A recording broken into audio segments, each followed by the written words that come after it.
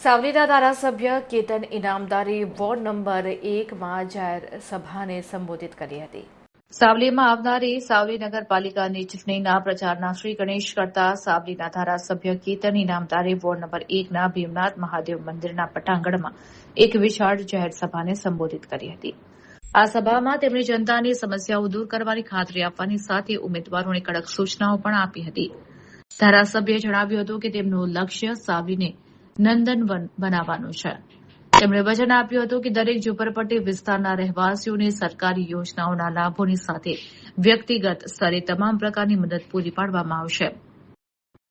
ગામની વર્તમાન પરિસ્થિતિ અંગે તેમણે કહ્યું કે તેઓ જનતાની તકલીફોથી પૂરેપૂરા વાકેફ છે, પરંતુ આ વખતે પસંદ કરાયેલા ઉમેદવારો જનતાના પ્રશ્નો ઉકેલવા કટિબદ્ધ છે।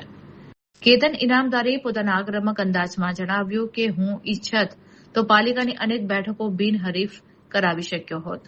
તેમણે ઉમેદવારોને ચેતવણી આપતા સ્પષ્ટ કર્યું કે જો જીત્યા પછી કોઈ પણ ઉમેદવાર કામ કરવામાં નિષ્ફળ જશે અથવા જનતાની અપેક્ષાઓ પર ખરું નહીં ઉતરે તો તેઓ જાહેરમાં તેનું રાજીનામું માંગી લેશે।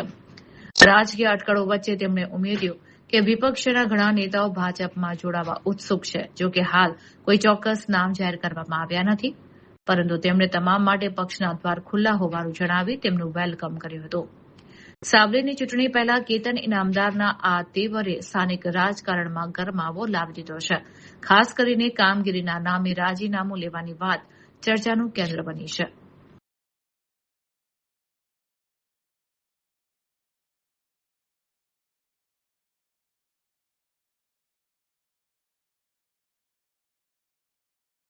સાવલી નગરપાલિકાની વોર્ડ નંબર 1 અને વોર્ડ નંબર 2ના ચૂંટણી પ્રચાર અર્થે ભીમનાથ મહાદેવ પરમ પૂજ્ય સ્વામીજી દાદા, ગિરિનાથ દાદા અને ભોળેનાથના આશીર્વાદથી આજનો પ્રચાર અહીંયા આગળ ચાલુ કર્યો। ત્યારે મારા તમામ ઉમેદવાર માટે વોર્ડ નંબર 1 અને 2ના તમામ ઉમેદવાર માટે હું પ્રજાના આશીર્વાદ લેવા આવ્યો હતો, મતદાતાઓના આશીર્વાદ લેવા આવ્યો હતો અને દરેક કાર્યકર્તાઓને મેં અપીલ કરી છે કે 26મી તારીખે જ્યારે મતદાન થાય ત્યારે પ્રત્યેક મતદાતાઓને પોતાનું મતદાનનો હક અપાવવા માટે જે પણ મહેનત કરવાની થાય મહેનત કરી અને આગામી દિવસની અંદર જ્યારે 6 વોર્ડના 24 ઉમેદવાર ચૂંટણી લડતા હોય અને સાવલીની જનતા હર હંમેશ ભારતીય જનતા પાર્ટીના આપણી સાથે રહી હોય ત્યારે આગામી દિવસની અંદર નવું બોર્ડ બેસે ત્યારે જે પણ લોકોની પ્રજાની જે પણ વાત છે, જે પણ ઈચ્છા છે અને સાવલીની અંદર હજુ પણ જે ખૂટતી કડીના જે કામો છે એ કામો પરિપૂર્ણ કરવા માટે કટિબદ્ધ થાવ અને પ્રજા